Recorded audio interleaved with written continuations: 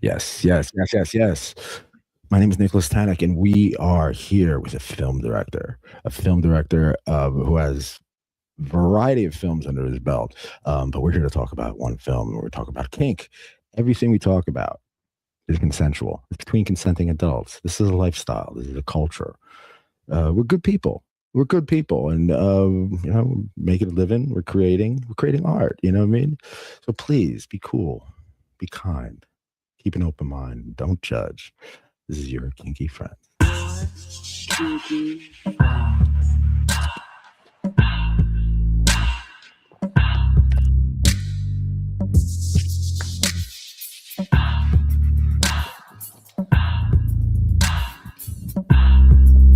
Dani. Dani Stygion. He's here. Oh my God. He is the director of Dominatrices. I had the pleasure of seeing this movie. And so I started watching this movie, and I knew about it. I follow him in the kid community. I follow him. I know his work. I finally got a cut of this movie that he sent me, and I was blown away. There's people I know. There's like the people who have been on the show are in this film. We're going to talk all about it. But in the meantime, please go to yourkinkyfriends.com. You can please support us, patreon.com, YKF. Every show could be the last. Right now, this is the last show so far. I have no one booked, right? We got this, seriously. We're in talks of stuff, but seriously, we need money. Please keep us floating, especially with the Cash App. YKF Tanek, lowercase Tanek, submissive Tanek. You can get 15% off all inventory at lockedinlust.com with offer code YKF. Dani, when I do see, I have to admit, I'm a huge film buff, and when I hear the word Dani, I think of The Shining. You know what I mean? So it's one of my favorites. I did imagine when I was getting dressed, I had this dumb question in my head, thinking like, I wonder if like bullies would like annoy him and call him, because you're around film buffs. If you're a director, you're around other film people, you know. Anyway, don't answer that. Let's just start it off. Dani, what's inspiring you these days? Right now, I'm trying to finish a documentary on synth music, or musicians who are passionate about synth. So I've been kind of obsessed with like synthesizers and learning more about that. That's right up my alley. Shout out to Nico Noir, the synth dominatrix. But I saw a documentary about, I did PR for a documentary, Dr. Robert Moog, you know, about the Moog synthesizer. That was wild. Some thought it was like against the law. So like with the synthesizer, like it came out, they thought it was like from another world. It would take people's soul. There was a lot of like satanic panic involved and stuff. That's fascinating. Can't wait to see that. But we're not here to talk about that, Dani. We're here to talk about Dominatrices. Dominatrices 2025. Before we even talk about that, I have to give a shout out to Mistress Genevieve. I love Mistress Genevieve out in New Orleans. Before you get to the film, how did you two meet? We had talked online for years, or known of each other through mutual friends, but we didn't actually meet and do a photo shoot until I think 2017, and we shot at Avant Garden, which is a building or a property that I think Howard Hughes used to play at when he was a kid, and that's how I met her. And she's definitely a very interesting person and has a really unique personality. Yes, definitely. She's it was so cool to see her too. And she made very, very valid points. I highly recommend everybody watch this thing. Yeah. So it's right now, it's on Relay, correct? It's the best place to get it? Yes, Relay. And they're actually so Relay is a new streaming platform that's run by Film Hub, which is the distribution service that I've worked with for all my films. And we actually had kind of a struggle to get Dominatrices released, because I don't know if the content was too mature, even though you have like movies like 50 Shades of Grey that are popular and not very good. But once they released their streaming platform, they noticed that Dominatrices was getting a lot of views, so they reached out to me, and they're actually trying to support the film with more like ad support right now. All right, I didn't really write this question, but it's a valid question. what made you decide the world needed a full-length documentary, Professional Dominatrices, in 2025? Well, there was actually a documentary that kind of introduced me to the scene or like the world of BDSM and dungeons, and that was Nick Broomfield's Fetishes, Yeah. which I saw when I think I was 16 in '96. That's what I did too. And but that's just a scene that I've worked with as a photographer and filmmaker, and then like later on in my personal life. And I wanted to make a documentary like from a new angle from my own personal experience. For those who don't know, there's this documentary called Fetishes. All right, I should bring it up. This is documentary directed by Nick Broomfield, correct? Yes. And this is amazing. So I didn't really know. I wanted to know about fetishes. I was a little kid, right? And let me try to bring it up. Okay. So it is about Pandora's Box in New York City. It's you could find this. I have it on DVD, but if you could find this documentary, I'm looking to have a movie night at Mischief Manor with this thing because I have it, physical media. Love it, people. This was so inspiring. This was so incredibly inspiring, and this made me find out. I was doing journalism, and I did journalism for Maria Beatty in The Black Glove, and she's in this movie. So I'm like, I just reviewed one of her films, The Black Glove, and I'm like, oh my god, she's getting her ass whipped by a switch, and she's loving it. This movie is awesome, and yeah, I could feel that energy that you got from this. I could feel that inspiration and how it shines in your movie. Yeah, good job, man. All right, what was the let's move it on. We did that thing. All right, who is the dominatrix in this film that surprised you the most once the camera started rolling? Well, I think the story that like surprised me the most or caught me off guard was the milk and enema scene at Miss Vanity. Yeah. Oh yeah, that story that she describes. That's definitely one of the more unique sessions that I've heard about. The milk enema. So, Dani, if you were going to get an enema with any kind of liquid, what would it be? Milk and eggs. Yes. I don't know if I would do that one. Yeah. All right. Hey, I got to ask the important questions here. You know, maybe coffee. Maybe coffee. I don't. Now I'm thinking like some people need their morning coffee. Imagine if they did that every morning. All right. One thing that people always get wrong about pro doms is what? That they're like escorts. I guess I hear that a lot. That they get mistaken for being like professional prostitutes, which is not what domination is or BDSM. But the professional dominatrix, that's not what they offer. At least most of them, the ones that are doing it correctly. Yeah. Yes. So, what did making this film finally let you set straight once and for all? It gave our 5 subjects an opportunity to give, to tell their stories and to educate the viewer, especially people who don't know much about the scene, just what it's really like to see a dominatrix and like be in that type of environment. All right, let's go back. Let's go back for the flow here. You made a movie. I was on Tubi. We're going to talk about filmmaking. You made a movie called One Last Trip. And let's see if I can get this up here. Can you see that up here? Okay. One Last Trip. Please tell us that's wicked. Please tell us about that movie. This just came out. It's on Tubi. It really has nothing to do with fetishes or anything like that. It's yours. How did this film happen? With the budget that you have, with the people you know, how did this happen? Well, my first horror movie was like a found footage horror movie. So I knew for my second film, I wanted to do something that was more cinematic, like a traditional film. It does look beautiful too.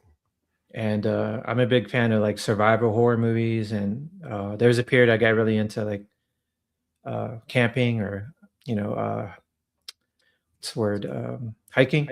Just kind of like putting on whatever is in your backpack is what you're taking out to the woods. And I went on a trip with some friends, and it kind of gave me an inspiration for this movie, especially like what could go wrong, because I had done some research. Apparently, a lot of people go missing in Sam Houston National Forest for all different type of reasons. And just a story started to develop in my mind. As a filmmaker, you saw Boxing Helena, I presume, Julian Sands. He went missing. Yes. Julian Sands went missing in the woods, and they found him like a year later. I think coyotes got him. Life is short. Time's too expensive, That's crazy that happened to him. Yes, isn't it? Especially, I always think of him in Boxing Helena. I do. It's a very interesting movie. I think that was directed by David Lynch's daughter. Yes, something like that. Yes, yeah. Boxing Helena, Marilyn Finn. All right. Okay. So you make films like this, but you also been in dungeons. Right. With a still camera for 20 years, right? Right. So how is filming in a dungeon with a movie camera different? Well, when I like do a photo shoot with a dominatrix, for me, I have a shot list, and I kind of have it planned out. So the photo shoot kind of just flows a certain way. With shooting like a film, I think it's a little bit different for the dominatrix, because there's more, I guess, lights and camera, static camera. There's more of a crew, as opposed to just a typical photo shoot is just me and the subject. So some of these dominatrices were a little nervous, when I don't think they would normally be nervous if it was just like a photo shoot. But once they got talking, they kind of settled in. There's a scene in Fetishes in that movie where they kind of turn the tables on him, where Nick Broomfield is like, I don't want to be domed. I don't like pain, but they kind of gang up on him. Yeah. The truth. All right, Dani, tell me the truth. Do you kind of wish like that was you in a way? Well, I met my wife in a dungeon, so right on. I definitely have that experience. That's great. You met your wife in a dungeon. So, okay, you met your wife in a dungeon. What a wonderful story. Are you willing to tell that story? I could talk about it for a little bit. Okay, I met her through a photo shoot that we did at a dungeon. And was it like a meet cute? You're like, oh. Yeah, a little bit. And then we just became friends, and we eventually started to session, because that was something I was exploring like in my late 30s. And just things developed, and we became like romantically involved. That is absolutely beautiful. Oh my God, that is so inspiring. You should make a movie about that. We're trying to work on a script for that. Right. Oh my God. See that I love stuff like that. I'm working on a book too, with with my queen. About our relationship. I'd love to see that. It's real. Oh my God. So just to kind of make things more comfortable, my fetishes, the whole world knows, anyone who's watching this who cares knows what I'm into. What are you into? You don't have to get in too detail or confess too much, but like, what's your thing? I guess my number one thing, I am a fetishist, and that's going to be the name of the movie that we're developing. But for me, it's definitely just like nylons. Just the visual. I'm a very visual person. Yes. That's something that's just always been in my brain, like since I discovered like books with Betty Page and like Dita, things like that. I remember being in history class, the 8th grade, 9th grade, middle school, high school, and I don't even know what I was drawing, but like you just zone out in history class and you just doodle. I started drawing garter belts and stockings, and because they're easy to draw. You draw a triangle, right? You color the top, right? You do some lines. Oh, fishnets. You just go, right? Lingerie fetish. I forget it. I feel you, man. Kindred spirits. All right, let's move on. Okay, so did any of the Doms treat you differently once there was a camera lens instead of a Hasselblad? Not really. For the most part, I had already worked with them, through photo shoots or them being in my magazines, Cynical and Subspace. So I was pretty familiar with them, and um, once we got going, like it was pretty natural for them to just tell their stories. All right. So I do want to talk about distribution and platforms and stuff like that. Was there ever, I mean, you're talking about pushback. So my question that I wrote was there ever pushback from distributors or platforms about how explicit or non-explicit the film should be? No, like I never got that information. I was having concerns when it didn't get picked up because usually my films will get picked up within a month once I complete it and submit it.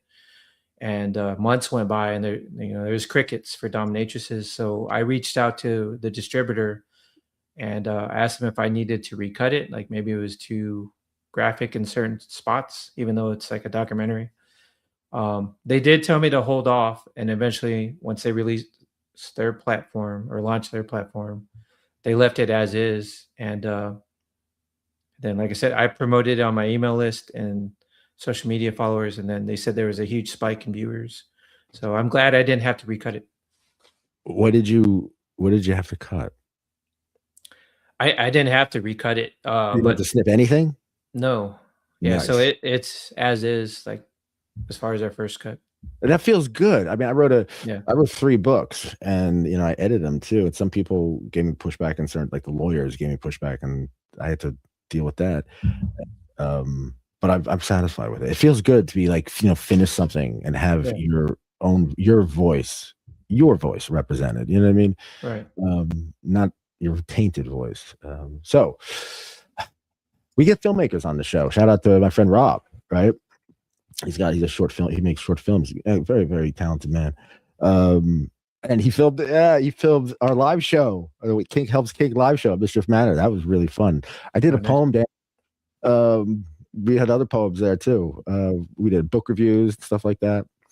And I was talking about her to Mr. Shari about having this being screened at the Manor. Maybe you could say a few words online. You can come in and say hi to everybody. Yeah, man. I want to keep this. I want to get this film shown. Right. That would be great. All right. Let's do it. So, all right. Let's say I have a bunch of kinky filmmakers on the show, which I do. A lot of us, we don't know what we're doing. We know film. We love what we do. We have the heart and stuff like that. And let's say we made a film, stuff like that, but we don't know. It's the first time. How does a filmmaker find a distributor?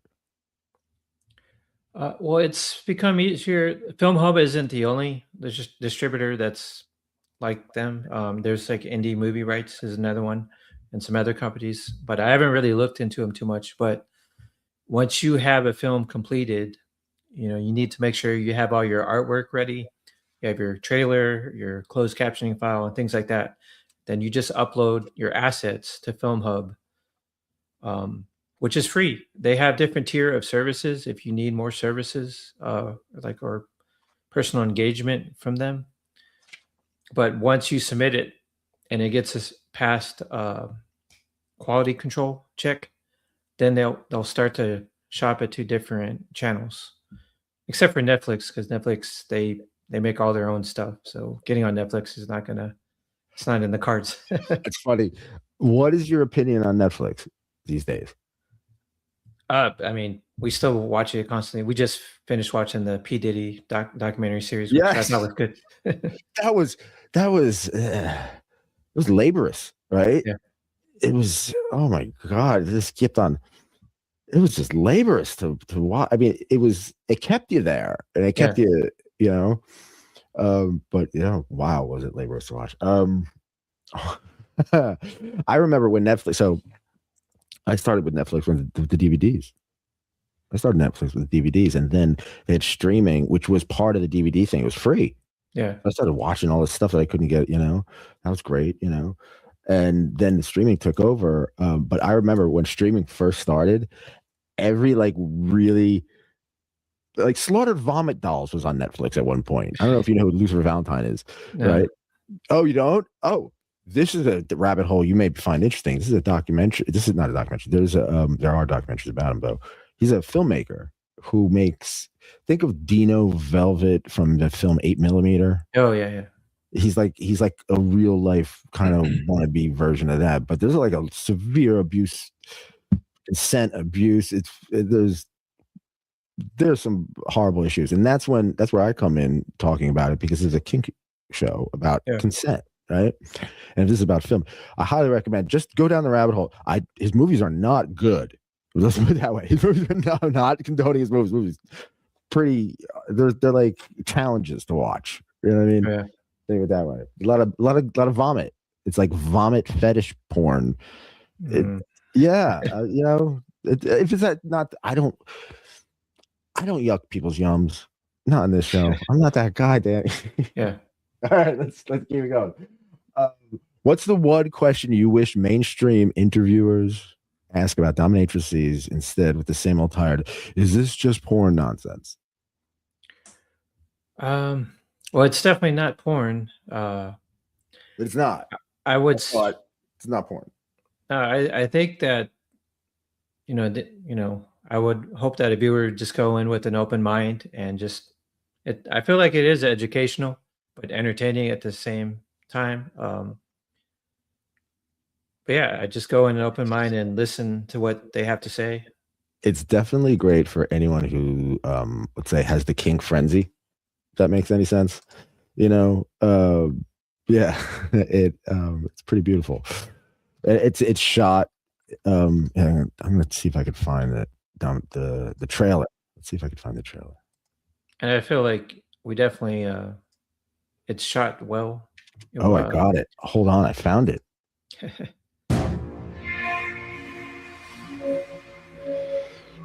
I don't know if I can play the whole thing. My name is Dominatrices Shannon. My name is Miss Crimson Rush. My name is Mistress Genevieve. My name is Miss Vanity Sin. This is a look inside the world of domination, told by working dominatrices. Their stories, their rituals, their truths.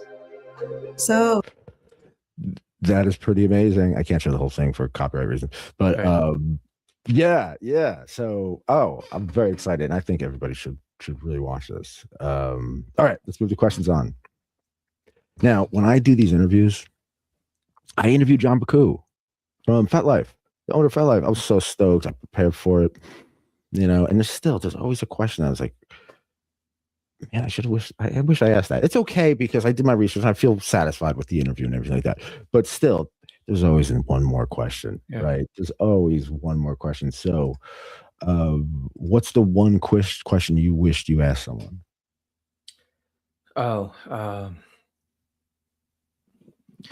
Trying to think.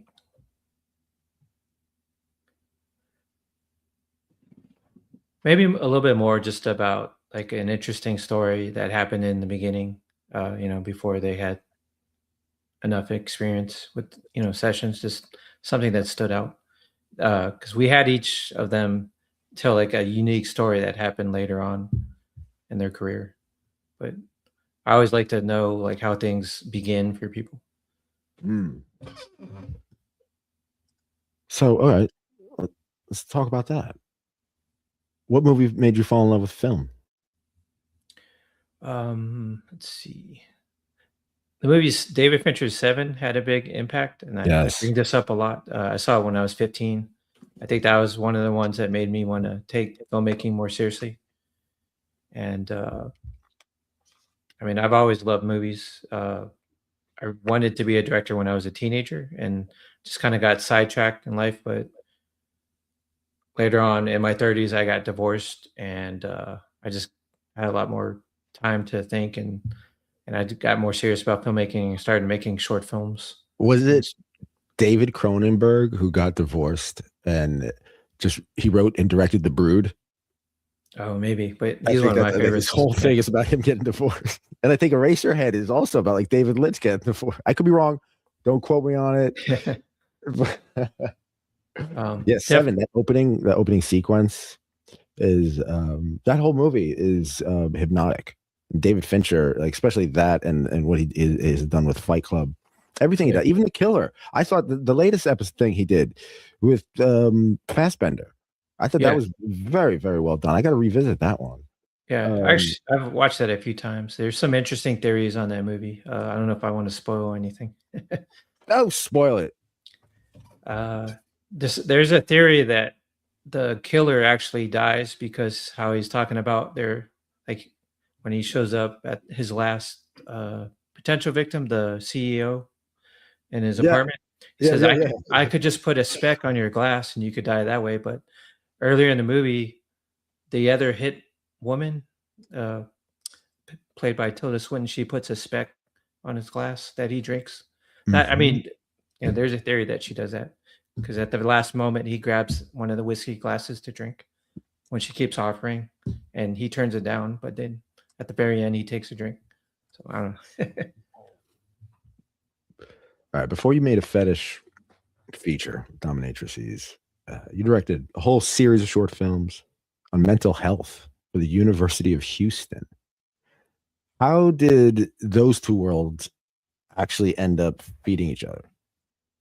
I have a friend named Christopher Bouch, and he was working at that university at the time with the counseling group, and they were trying to raise a grant to make a series of mental health films for their program.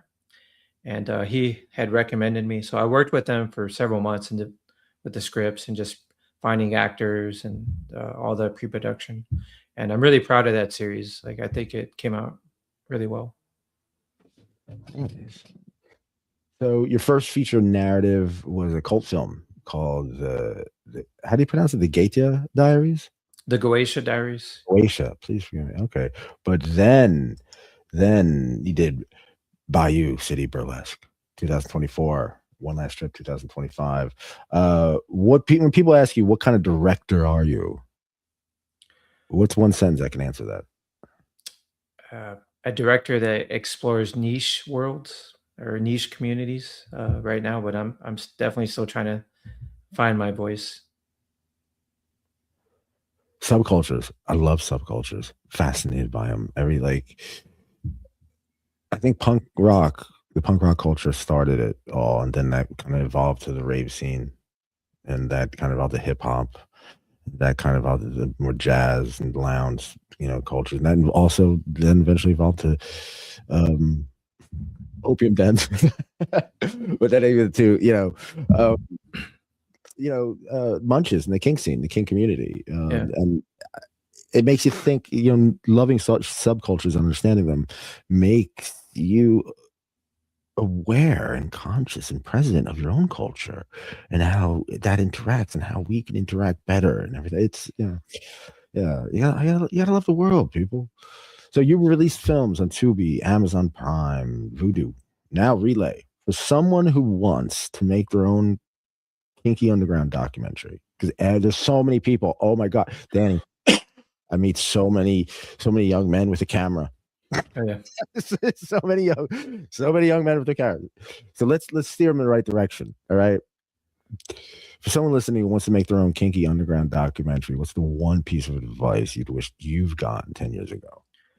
Well, in the beginning, there was a few people that were telling me it was going to be too hard to make a movie or a film, any type of film, and get it distributed. It was going to cost too much, and then gatekeepers and stuff like that. But with all these streaming platforms, which I fully support, these platforms, they need content. So it's not as difficult as it was. And I wish I had kind of gotten started a little sooner. So if someone has an idea for a film, they should work with the resources they have and just go make it to the best of their abilities and know that they do have a chance to get it distributed. Work with the resources you have and just go make it. Yeah, don't wait for a financier or financial backing. Just make it with what you have, and there's people out there that will help you. Yeah, and it reminds me of. I know songwriting is a little simpler in the process. But like, if you write a good song lasts, a good movie, a good film lasts, even if it can get remade, it can get refinanced, it can get get it out there.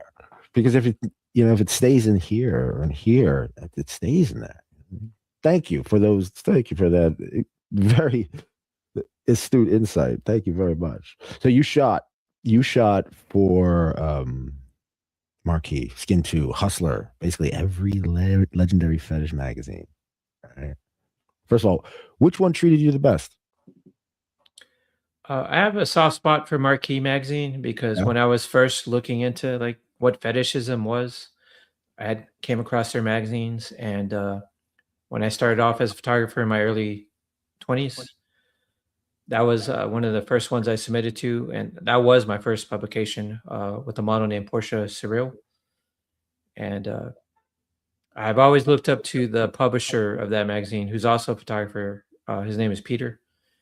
And I've reached out to him over the years just to get some mentorship advice, and he's always kind of been supportive. So definitely Marquis and Skin 2. I don't think they publish print magazines anymore. But definitely those two.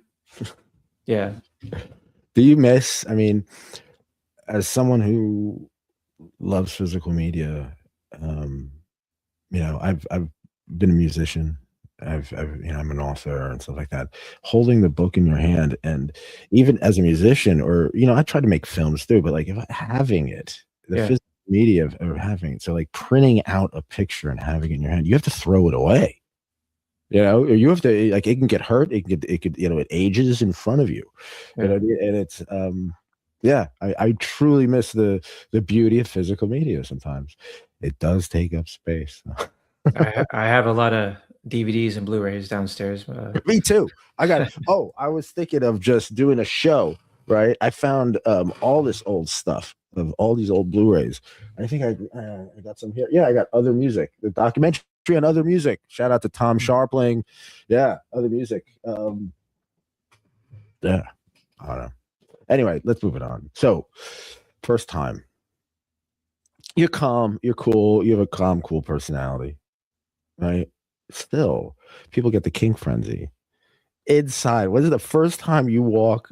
Tell us about the very first time you pointed a camera at somebody in full latex or leather, or just something that was like, what's going through your head? I was just happy that I was able to explore like the things that interest me. And finally, in the first few years, like after a while, like I've shot so many or done so many photo shoots, but just to explore my interest with the camera was really exciting. I think there was one year I did 100 photo shoots in my late 20s, and then after a while, you can get burnt out. I can imagine. I get burnt out doing this. So. Totally. All right, Sinical Magazine turns 15 2025. Yes. Right. When you and your co-founder started in 2010, print fetish magazines were already being declared dead every week. What made you say, screw that, I'm going to launch one anyway? Similar to the filmmaking, when I had an idea to do a magazine, or I had expressed it to my friends, some of my friends, they said it was going to be, again, too hard, cost too much. And I kind of put the idea on hold for many years till I was 30. And by that time, it had become easier to make a magazine due to print-on-demand services. Because in the past, you would have to have a lot of financial resources to print magazines in bulk. Then you would have to try and get a distributor like Barnes & Noble. But with print-on-demand, those costs just go away, and you just get a cut of what actually is sold through the printer service. Yeah, it's ridiculous. So the gatekeeping, that kind of just went away. So I just kind of taught myself how to design a magazine, how to publish, and just put it together. So as an indie author, right, if you want to take the same approach, right, some of my books aren't in print on demand right now. I want to take them out because I'm not really happy with the publishing company that I'm working with now. If I was going to put them out, like I was going to put out that, how would I do? You know anything about that? For books, well, for printing magazines, I don't know if they do books. I use MagCloud. What if But we I were know, to write a YKF magazine, just like a one-time thing, right? It's like a collectible edition, but I wanted to like put a lot of it. What would be the most cost-effective way? like if you were going to print in bulk. Yes, if I was going to make a YKF magazine, like let's say an annual magazine. If you're going to print in bulk, then I recommend you would have to go to like a printing service company. That's what I've done in the past. I think there's one called in San Antonio, Swiki Media. But there's other companies like Alpha Graphics is there's one in Houston. Like you could go to a smaller like printing service company to print in bulk, and most of them will give you some good rates. Yes, maybe we should make a YKF magazine. All right. So you photographed Dita Von Teese, Masuimi Max, and Dani Divine. What was the one model who completely intimidated you before the shoot, and how did that session turn out? But I mean, Dita was like definitely someone that a lot of people look up to. Dani Divine, she's a pretty popular model in the UK, and she just happened to be going through Houston through like a rock tour that she was a part of. And we had shot that. We did that photo shoot at the vault, but I don't know if I've ever been intimidated.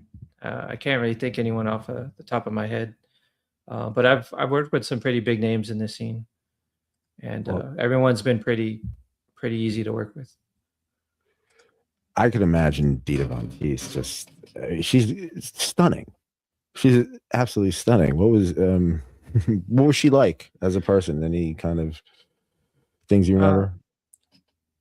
In 2002, I did a fetish ball called Desire in Houston at a mansion, and we brought Dita down for that show. I think that was the first time she had headlined a show in Houston. So I got to meet her there before I was interested in photography, and she was very nice and sweet. Dita Von Teese. I'll never forget. Oh my God, I never forget. Dita Von Teese has like this significance in my life. I was married once, and I'm trying to introduce. But you can appreciate this. I'm trying to introduce garter belts and stockings to the situation, right? And I'm like, who do you like? And she's like, Dita Von Teese. Dita Von Teese is right because she sees her in magazines all the time. She turned me on Dita Von Teese. My ex-wife turned me. And from then, as soon as I saw that, I was like, oh my God, I love Dita Von Teese. I think she's had the biggest impact, I think, on the alternative model or fetish community, like as far as the model scene. And she does it with such style and burlesque, such grace, such elegance. She has this erudite quality about her, and every time you see her on the image of her, YKF loves Von Teese. One other model I wanted to mention that I guess maybe I was intimidated before I met her, but she immediately put me at ease. Was Masuimi Max. Oh, unfortunately passed away a few years ago, but she was super supportive and very nice. Like during the time that I worked with her.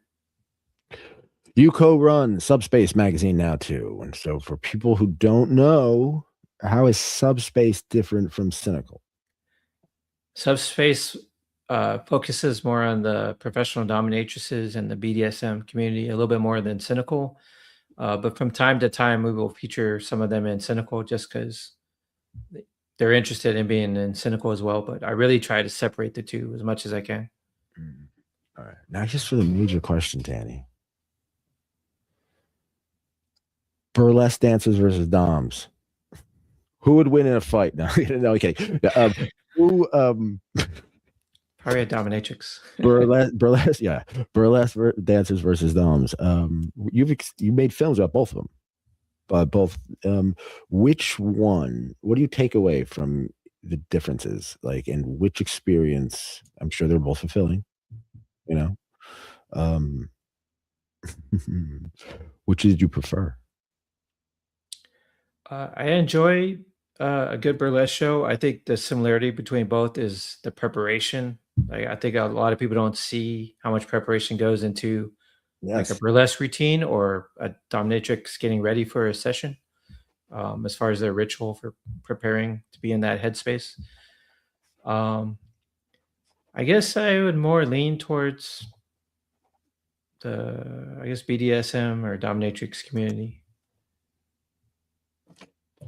I have more friends in that environment. Mine too. I love burlesque. I grew up like I was watching all that jazz and the Bob Fosse when I was a kid, Oh, right? So, it's a classic. Yeah. I want to talk about movies we've seen recently. Saw the Phoenician Scheme last night. That was wild. Benicio del Toro, Wes Anderson. I haven't seen that. Oh, he gives a wild performance. I was kind of like zoning out Wes Anderson the last couple films. I love Royal Tenenbaums and I love Darjeeling Limited. And and I was like, they're good. I appreciate it. But this Benicio del Toro killed it. He's amazing in it. He's a great actor.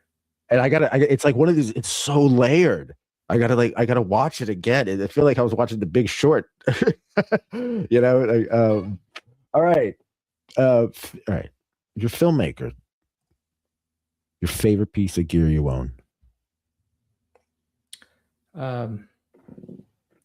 Definitely right now, I love the Lumix cameras systems. I shoot with an S5. I think that's my favorite camera that I've had. It's also really good with stills and video. So like I did a lot of research before I bought that camera, and that's a camera that I've used for multiple films. Lumix S5. All right. We talk about where we can watch it. Now, what about AI and kink? But also I want to talk about AI and film. The real question, the original question is AI and kink. How have you been involving with AI? I think AI is a useful tool. I'm definitely not anti-AI. I understand why it would upset some people, especially like people who are trying real hard to sell AI art. I know that rubs like real artists the wrong way, but for film, I think it's definitely useful. It's not going away. I know some director friends that they're trying to make full length AI films right now, and like I'm supportive of that. Like I want to see it. I'm working on a project right now where it's impossible to get all the B-roll shots that we need. Like we would be working on the film for years, and we just don't have that type of time or resources. So we're probably going to have to use some AI for like shots that are going to be on screen for like a split second, or stock footage, it's just the reality for indie filmmakers. All right. Let's play the Clockwork Orange game. Okay. It's a game I just made up right now. All right. You're stuck in a chair and you're in a straight jacket, right? And you have your eyelids open up like a Clockwork Orange, and we have a nurse, a sexy dominatrix nurse, but a nurse nonetheless, putting eye drops in your eyes to keep it in mind. And you have to watch a movie. I'm gonna ask you two films. You have to choose one. So this is like a would you rather Clockwork Orange style. Okay. Okay. You get what I'm saying? All right. Would you rather in that situation, Clockwork Orange style, watch Dominatrices, your documentary, or Nick Broomfield's Fetishes? Maybe Nick Broomfield's film, because usually after I finish a film, I try to move on. Like I've seen it so many times, I get tired of looking at it, editing. Editing process and everything. So I would pick his film. I like that with my books too. Yeah. Yeah. All right. I don't know if you know. I might throw some movies out there you might not know. Hopefully you do. Preaching to the Perverted or Personal Services. I know Preaching to the Perverted, and I actually really like that movie. I'm not aware of the other film. Oh, for those who don't know, Personal Services, Terry Jones from Monty Python, he made a movie, a true story about a woman in who has a little brothel. Started a little brothel in London, and it's like a raw, gritty person. Preaching to the Perverted is very glamorous and glitzy and well produced. This is realistic. Let's put it that way. Yeah, it's funny. It's funny. All right, check it out. Clockwork Orange. Would you rather?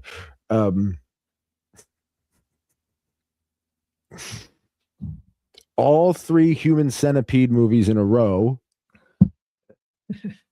or every Marvel and DC bomb in a row? That one's, well, to be honest with you, I still haven't seen the Human Centipede. I am very aware of the reputation, but whenever when it comes, like, I don't have a lot of free time, and that's just not a movie I want to spend time watching. The subject. That's the best review I've ever heard for the Human Centipede. I don't have a lot of free time. I definitely think Marvel movies and comic book movies just kind of, I think they just burned people out because they were coming out like almost every month. Yeah, for a while, and some of them I were was burned good. out on them before they even started. Yeah, because all the hype about it. All right, would you rather? Let's get it kink. Kink, would you rather? Kink, would you rather, Dani? Would you rather?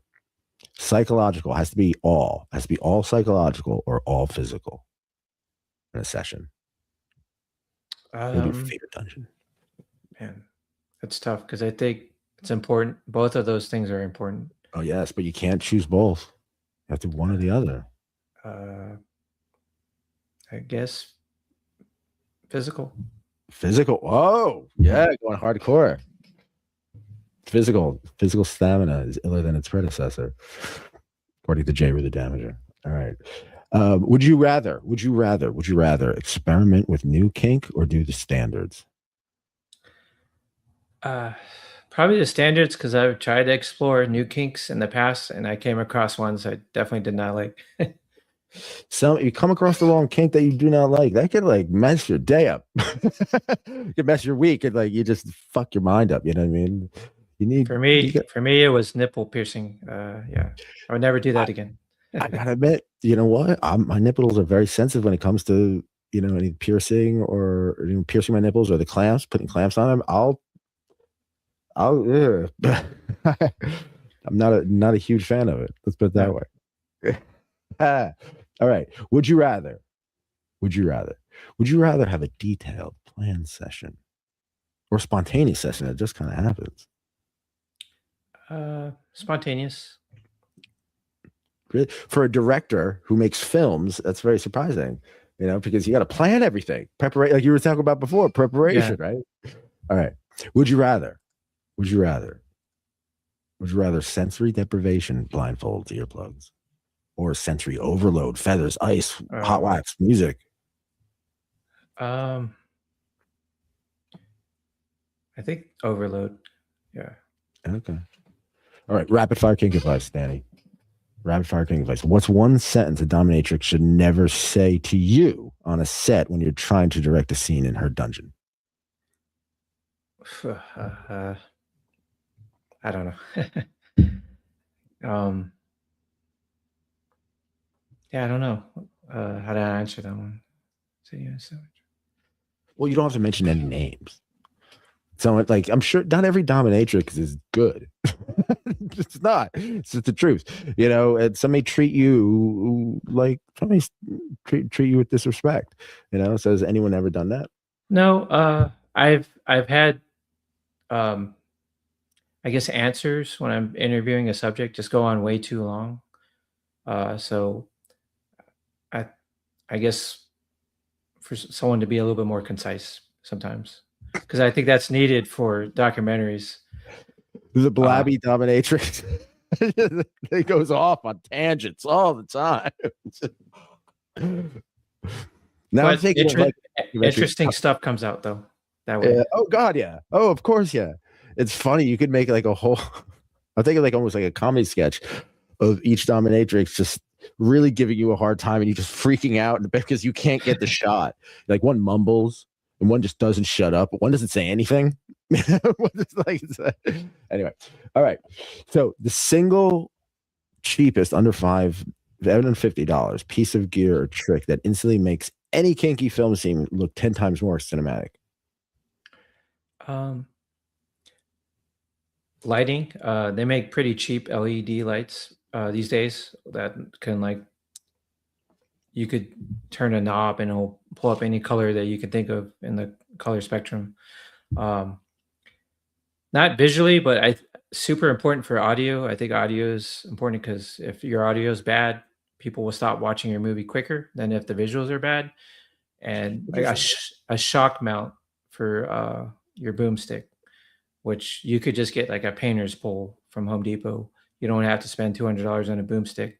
So you could get a painter's pole and a shock mount for under $50, and then that'll help your audio like tremendously, because you won't hear every little sound that the recorder's making when the person's moving. That's something I learned in my first couple films.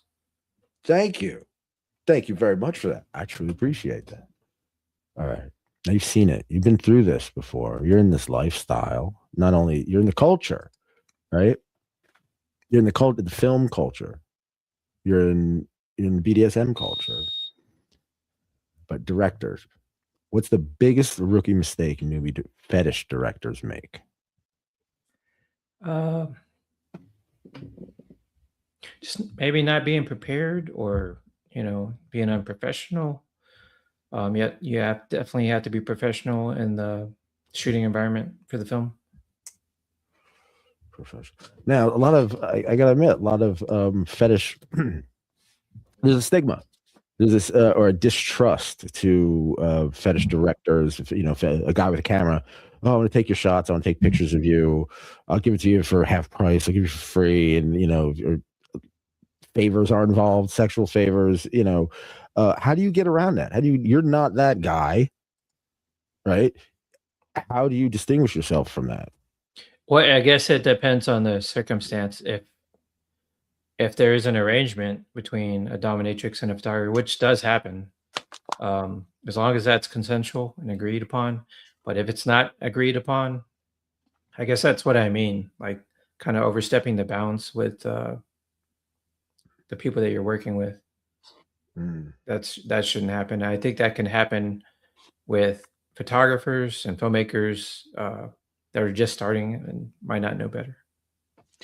Now, the BDSM lifestyle, we're going to make it fun for the rest of the show, of course. But before we do, you say you're married. You met in dungeon. And we have some, check this out. Stan Vlad said, you met your wife in a dungeon. I am so jealous.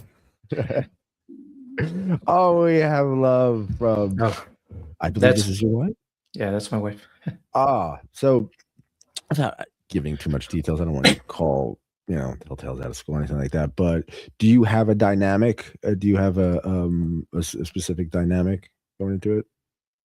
Are you switches? Is one of you sub to each other, to one another? Or? We've tried that, but she's mainly the dominant and the. Nice. All right. We have a lot in common, my friend. I got to make sure I say that so I don't get in trouble later. Right on. Yes. Serve well. Yes. Yeah. All right. So this is a whimsical show. All right. You're a filmmaker, very eclectic taste. You got experience, right? Let's say you have endless resources, endless amount of money. You can go anywhere in the world you want with anyone you want, right? What is your ultimate kinky fantasy? I'm going to take myself out of it. I have never been to Europe. It could involve film too. Europe, anywhere in the world. I've never been to Europe, so that's definitely on my bucket list to visit, like London and Italy. As far as a kinky fantasy, I don't know if I have one. I'd have to think about that. So sorry if that's not an exciting answer. What about your ultimate film fantasy? I'd like to work. We're trying to work on a modern version of Faust. Yes. Yeah. For those who don't know, all right, can you tell us? I can go on and on about House. Please tell us about House. Or Faust. Yeah. Oh, Faust. I they said House, the Japanese crazy weird horror movie. Oh, Faust. Yeah. Dr. Faust you're talking about. Yeah. We're trying to do or develop a script for that right now. That's something we will probably need some resources, I think. That should be cool. That reminds me of a Momo song called The Rape of Lucretia. Constantly talk about Dr. Faust and that. Check that out. All right. Rapid fire recommendations. They don't have to be kink related. All right. Recommend a film. Something recent. Anything. Recommend. Think I like. It's not. Doesn't have to be all end all films that to represent Dani as a person. No, just hey Nick, you probably like this. I'm trying to think of films I saw this year that I liked. Well, last year, Heretic was my favorite film. Oh, I didn't see that guy. With the Hugh Grant, and because it wait, no, I did see that. Yeah, he locks the kids in the weird house. Yeah, that was cool. Yeah, that would definitely be one that I recommend people see that I think wasn't seen too much, just because it's a few characters and it explores like the some interesting ideas when it comes to the occult and religion. So when it comes to horror movies, the survival movies, stuff like that, what was your opinion of Blair Witch Project? I have a lot of respect for the Blair Witch Project and what they did. I think it's hard to pull off that type of movie these days, just because of social media, to make people believe that it really happened. But that movie had a big impact for sure. I don't think it's very scary now that I watch it, but it's still pretty well made. Yeah, I was used to like Texas Chainsaw Massacre and like wild stuff. So like when I saw it, I knew the backstory and I knew like I love film in the process of filmmaking. So like that was the exciting thing for me is like how these guys are doing this thing. Yeah. All right. Rapid fire recommendations. Recommend a book. There's an occult author that I read a lot called P.T. His name is P.T. Mistlebridger. He has a really good book called The Dancing Sorcerer, which just explores a lot of like different occult themes. I go back to that book a lot. I was looking through the Book of Lies by Aleister Crowley. You were talking about stuff like that. It just reminded me of Aleister Crowley. All right, rapid fire recommendations. Recommend a meal. A meal? A meal. Trying to think. I love spaghetti. My wife hates spaghetti. That's what I could think of off the top of my head. I don't know. All right. Fair enough. All right, let's keep it going. All right. Word association game. All right. I'm going to say something. You say the first thing that comes to your mind. First word or phrase that comes to your mind. It doesn't have to be kink related. I could say chastity and you could say lock, but I could say chastity and you could say spaghetti. There's no wrong answer. All right? Okay. We also we don't like to kink shame here either. So it's like, if I say something, but I probably will say something that you're not into, just say, yeah, not my thing. It's cool. We'll move on. All right. Okay. All right. Ready? All right. St. Andrew's Cross. Flogging. Fear play. Excitement. Rope.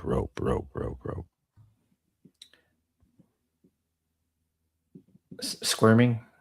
Chastity. Spaghetti. That's good. The daddy baby girl dynamic. Not interested. The 50s housewife dynamic. Good aesthetic. Sploshing. Messy. Scarification. Extreme. Knives. Excitement. A thrill. I don't know why I wrote it this way, but I did. It's in the face.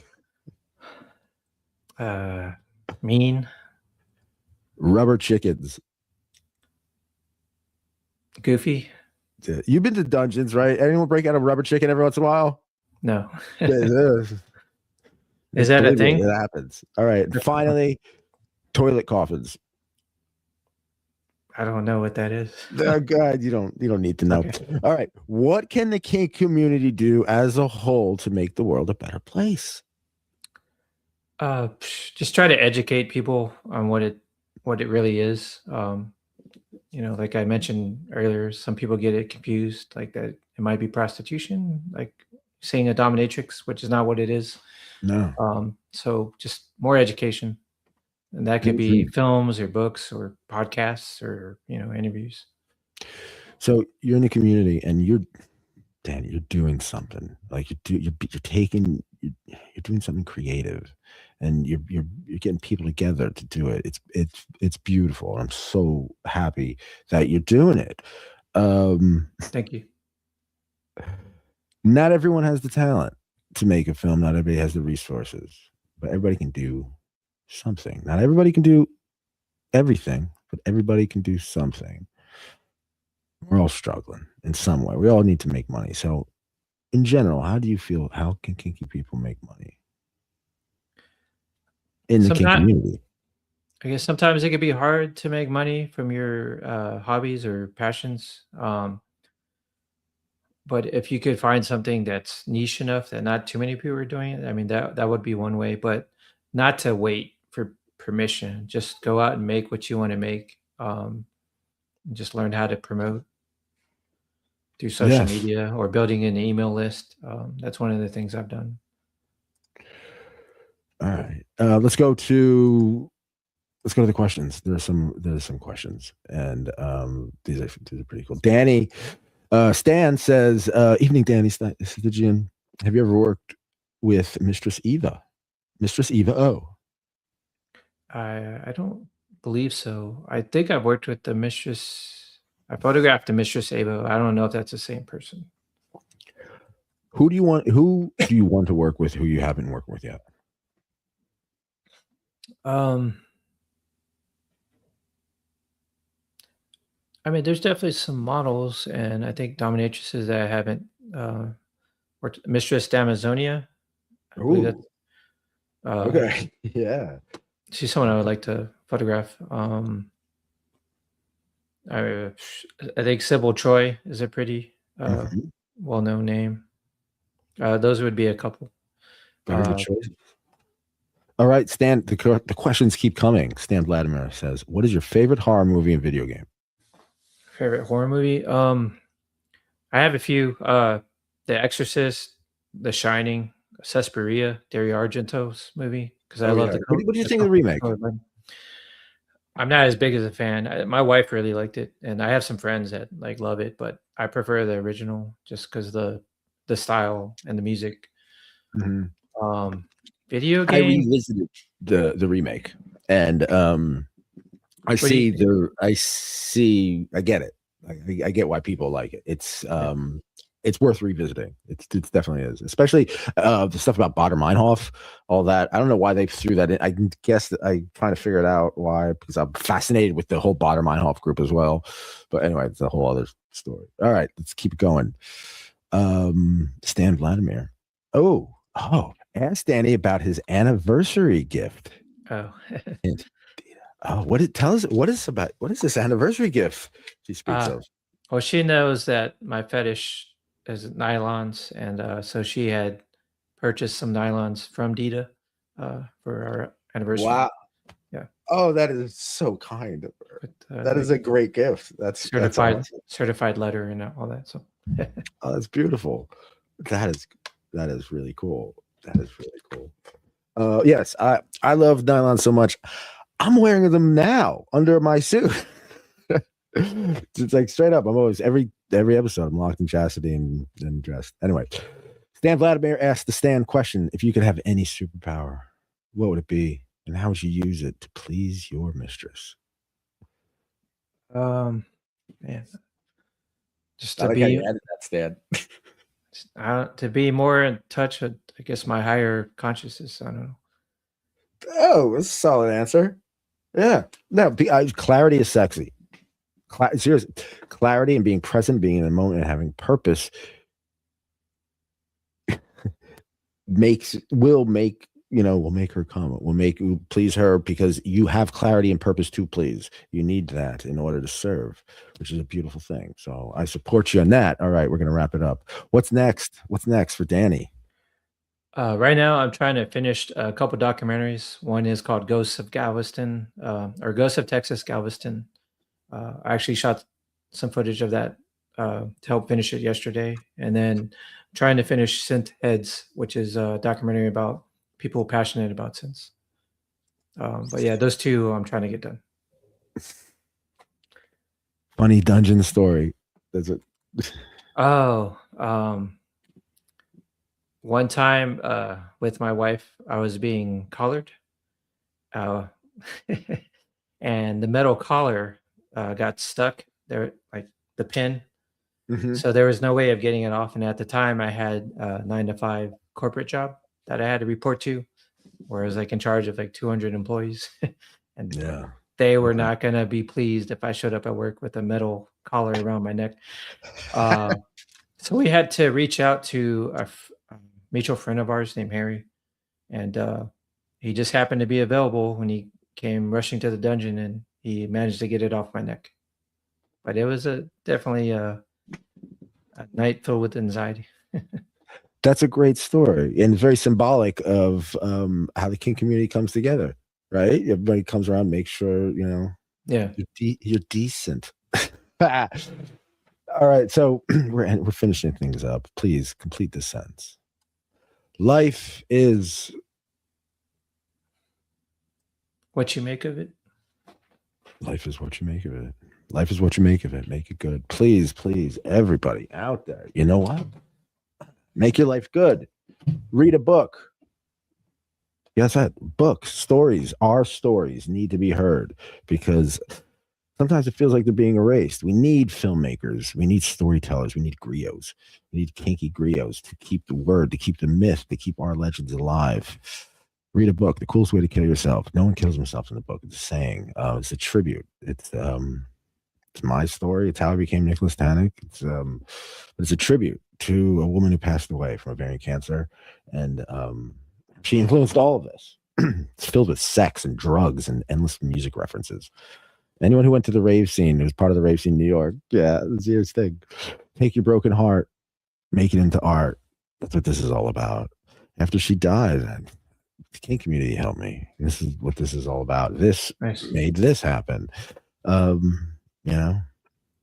We are the muses, everybody. So let's keep the dream alive. All right. Please support Dani Stygion in his movie Dominatrices. Check out his other movies. They're on Tubi, Amazon Prime. They're out there. It's diverse. It's not the same thing twice. It's awesome. This is the creative fire we need. This is the creative fire that keeps the kink community together.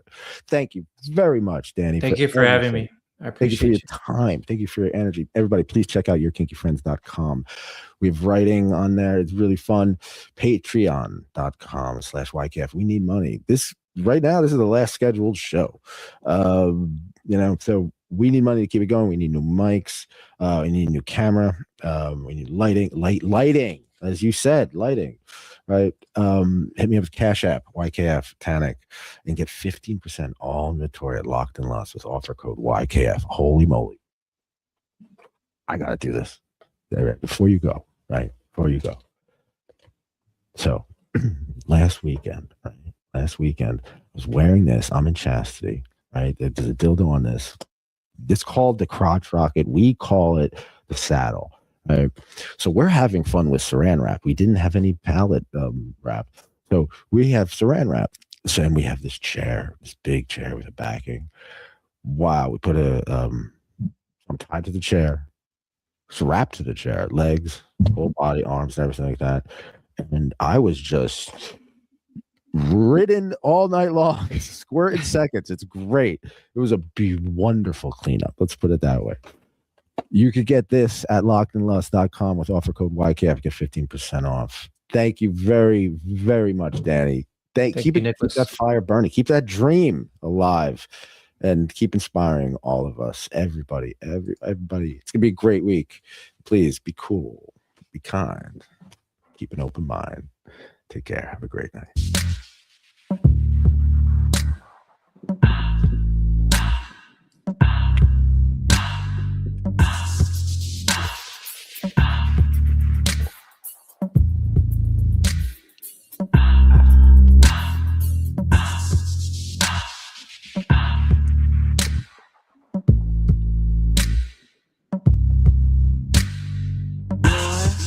Kinky